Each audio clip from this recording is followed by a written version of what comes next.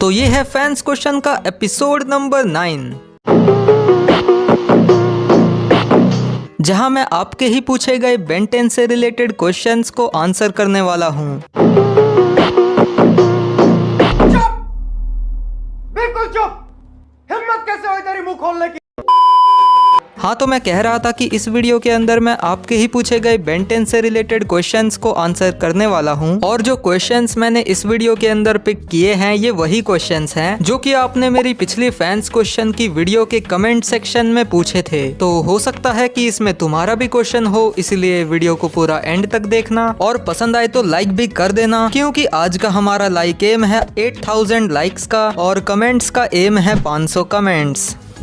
तो हमारा पहला क्वेश्चन ये है कि बेन 10 अल्टीमेट एलियन के थीम सॉन्ग में फास्ट ट्रैक और जूरी रिग क्यों नहीं थे? तो देखो, शायद ऐसा इसीलिए था क्योंकि तब शायद उनका डिजाइन ही तैयार नहीं हुआ था, या फिर ऐसा भी हो सकता है कि Fasttrack, Clockwork, Jury Rigg और भी कई सारे एलियंस को हमें सरप्राइज करने के लिए बचा के रखा गया था। नहीं तो अगर हम इन्हें पहले ही थीम सॉन्ग में देख लेते तो इन्हें एपिसोड में पहली बार देखने का मजा ही खत्म हो जाता। क्या एक्सेलरेट फ्लैश से ज्यादा तेज है? और इनका दूसरा क्वेश्चन ये है कि क्या कैनन बोल्ट को घूमते समय दिखाई देता है? तो देखो, एक्सेलरेट बहुत ज्यादा तेज है, पर फ्लैश के मुकाबले वो इतना भी तेज नहीं है, क्योंकि फ्लैश तो लाइट की स्पीड से भी ज्यादा तेजी से ट्रेवल कर सकता है, पर एक्सेलरेट जो है वो 500 माइल्स पर आवर से भी ज्यादा तेजी से दौड़ सकता है, जो कि स्टिल स्पीड ऑफ लाइट से कम है। तो इसीलिए फ्लैश और एक्सेलरेट में से फ्लैश ज्यादा तेज है। और जहाँ तक बात है कि घूमते समय कैनन बोल्ट को कैसे दिखाई देता है, तो घूमते समय कैनन बोल्ट को दिखाई नहीं देता क्योंकि उसकी आंखें तो अंदर की तरफ होती हैं, पर फिर भी वो अपने आसपास के एनवायरनमेंट को अच्छे से सेंस कर सकता है, बिकॉज उसका जो आउटर शेल होता है वो काफी ज्यादा सेंसिटिव होता है। क्या बेन के पास अंडरटाउन के सारे एलियंस का डीएनए है? तो हाँ, बेन के ओमनिट्रिक्स में अंडरटाउन के सारे एलियंस का डीएनए मौजूद है, लेकिन वो सभी के सभी लॉक्ड हैं, इसलिए बेन को उन्हें इस्तेमाल करने के लिए पहले उन्हें अनलॉक करना पड़ेगा।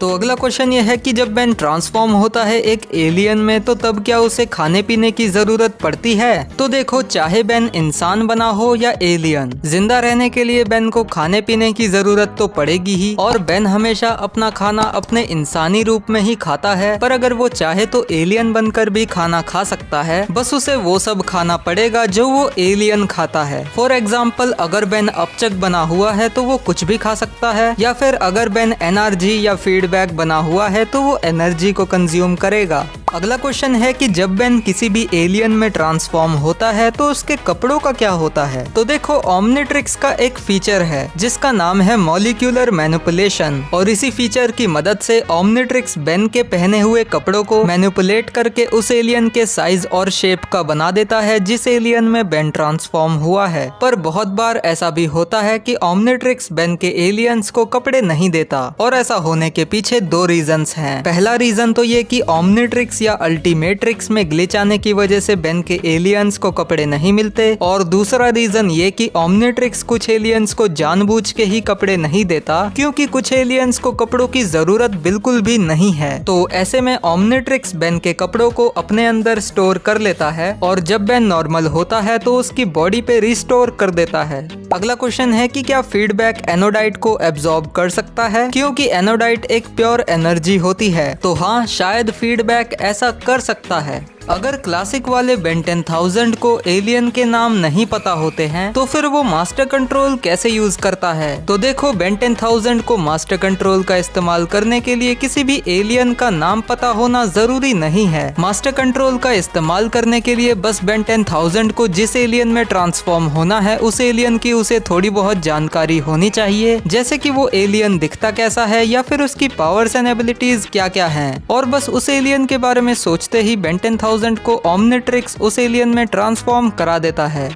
क्या केविन फायर को एब्जॉर्ब कर सकता है? तो हाँ, केविन फायर को भी एब्जॉर्ब कर सकता है, पर मैं ये इस वाले सीन के बेसिस पे नहीं कह रहा, क्योंकि इस वाले सीन में केविन ने हीट ब्लास्ट के फायर को नहीं बल्कि हीट ब्लास्ट के डीएनए को एब्जॉर्ब किया था। लेकिन हमने ये देखा है कि केविन इलेक्ट्रिसिटी को भी एब्जॉर्ब कर सकता है, जो कि एनर्जी का ही एक फॉर्म है। तो फायर से निकलने वाली हीट एनर्जी को भी केविन एब्जॉर्ब कर सकेगा, तो समझो वो फायर को भी एब्जॉर्ब कर सकेगा। क्या गूप नाल्जियंस की स्पीशीज स्पीशीज से बिलोंग करता है, बिकॉज उनके फिजिकल कैरेक्टरिस्टिक्स काफी मिलते जुलते हैं। नहीं। क्या होगा अगर बेन गोस्ट फ्रीक बन के किसी की बॉडी में घुस जाए और तभी ओमनिट्रिक्स का टाइम आउट हो जाए? मुझे याद है कि मैंने इस क्वेश्चन को पहले भी एक वीडियो में आंसर किया था, पर मैंने इस क्वेश्चन को दोबारा इसीलिए पिक किया क्योंकि मैंने इस क्वेश्चन का जो पिछली बार आंसर दिया था वो गलत था। बिकॉज मुझे ये लगा था कि अगर गोस्ट फ्रीक किसी की बॉडी में जाके टाइम आउट करेगा तो वो बंदा फट जाएगा, पर ऐसा नहीं है। इस सवाल का सही जवाब ये है कि अगर बेन गोस्ट फ्रीक बन के किसी की बॉडी के अंदर चला जाए और तभी ओमनिट्रिक्स का टाइम आउट हो जाए तो बेन उसकी बॉडी को फाड़ के नहीं निकलेगा, बल्कि बेन नॉर्मल होने से तुरंत पहले अपने आप ही बाहर निकल आएगा। तो ये था इस सवाल का सही जवाब, और जो मैंने पहले गलत जवाब बता दिया था उसके लिए आई एम सॉरी बाबू। आपको बेन 10 के कितने एलियंस के नाम पता है? जितने अभी तक दिखाए हैं उन सभी के। क्या केविन कपड़ों को एब्जॉर्ब कर सकता है? तो हाँ, केविन किसी भी तरह के सॉलिड या फिर लिक्विड मटेरियल को एब्जॉर्ब कर सकता है, फिर चाहे वो मेटल हो, लकड़ी हो, रबर हो या फिर कपड़ों का फैब्रिक ही क्यों ना हो। क्या केविन एलियन एक्स को एब्जॉर्ब कर सकता है? और अगर वो ऐसा कर सकता है तो फिर क्या होगा? देखो, केविन एलियन एक्स या फिर किसी भी अडल्ट सेलेस्टियल सेपियन को बिना उनकी पर्सनैलिटी के परमिशन के तो एब्जॉर्ब नहीं कर पाएगा, पर वो बेबी सेलेस्टियल सेपियन को आराम से एब्जॉर्ब कर पाएगा, बिकॉज बेबी सेलेस्टियल सेपियन के पास कोई भी पर्सनालिटीज नहीं होती। और अगर केविन उसे एब्जॉर्ब कर लेता है तो उसके साथ भी वही होगा जो कि ऑस्मोसियंस के साथ नॉर्मली बहुत ज्यादा पावर एब्जॉर्ब करने के बाद होता है। इतनी सारी पावर उसे एकदम से मिल जाने की वजह से वो अपने आप से काबू खो देगा, मतलब पूरी तरह से पागल हो जाएगा और ना जाने क्या क्या कर बैठे। क्या पता वो पूरे के पूरे यूनिवर्स को ही डिस्ट्रॉय कर दे या फिर कुछ इससे भी बुरा।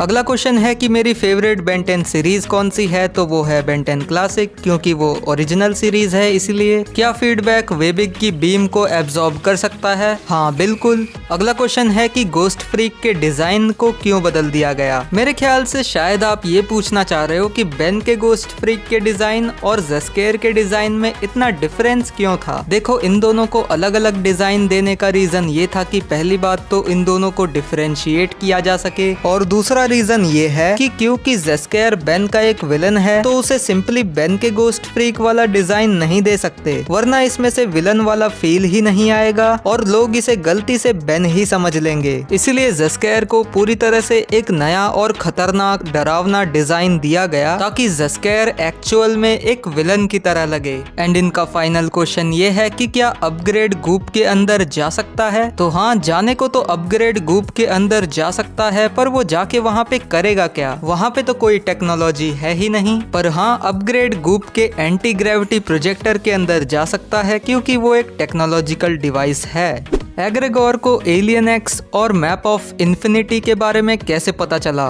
तो ये सवाल जितना इंटरेस्टिंग है उतना ही इंटरेस्टिंग इसका जवाब भी है। बेन 10 यूनिवर्स के अंदर काफी सारी ऐसी चीजें हैं जो कि रियलिटी में तो एग्जिस्ट करती हैं, लेकिन लोगों ने उनके बारे में बस किस्सों कहानियों में ही सुना है, और लोग इन चीजों पर तब तक विश्वास नहीं करते जब तक कि वो इन्हें अपनी आंखों से नहीं देख लेते। फॉर एग्जाम्पल क्वांटिमिलिया, एनाइलार्ग और ओमनिट्रिक्स। कुछ इसी तरह से map of infinity, forge of creation, इनकी कहानियां भी पूरे यूनिवर्स में बहुत मशहूर थी। इवन विलगैक्स ने भी मैप ऑफ इन्फिनिटी की कहानियां सुनी थी, पर उसने कभी इस पर विश्वास नहीं किया। लेकिन एग्रेगोर ने इस कहानी पर भरोसा करते हुए मैप ऑफ इन्फिनिटी की और जानकारी जमा करी और मैप ऑफ इन्फिनिटी के सारे टुकड़ों का ठिकाना पता कर लिया ताकि वो फोर्ज ऑफ क्रिएशन में जाके अपने लिए अल्टीमेट पावर को हासिल कर सके। पर असल में क्या क्या हुआ ये तो हम सबको पता ही है।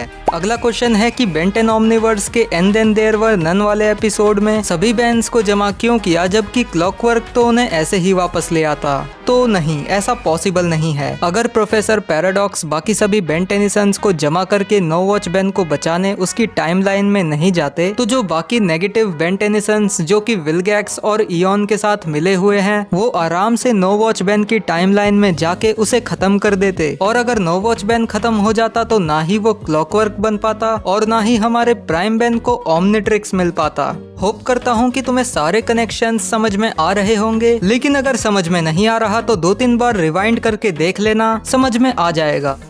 तो यही थे आज के सारे क्वेश्चंस। और अगर तुम्हारा क्वेश्चन इस वीडियो में नहीं आ पाया तो चिंता मत करना, तुम्हारा जो भी क्वेश्चन या डाउट बेन 10 से रिलेटेड है वो तुम मुझे दोबारा से कमेंट्स में लिख के बता देना। और अगर मुझे तुम्हारा क्वेश्चन इंटरेस्टिंग लगा तो मैं उसे फैंस क्वेश्चन के अगले पार्ट में आंसर करने की पूरी कोशिश करूंगा। पर फिलहाल के लिए अगर तुमने इस वीडियो को एंजॉय किया है तो इस वीडियो को लाइक कर देना, चैनल को सब्सक्राइब कर देना और अपने दोस्तों के साथ इस वीडियो को शेयर भी कर देना। एंड अगर तुमने फैंस क्वेश्चन के पिछले सारे के सारे एपिसोड्स को नहीं देखा है तो आई बटन पे क्लिक करके देख सकते हो या फिर राइट वाले बॉक्स पर क्लिक करके भी देख सकते हो।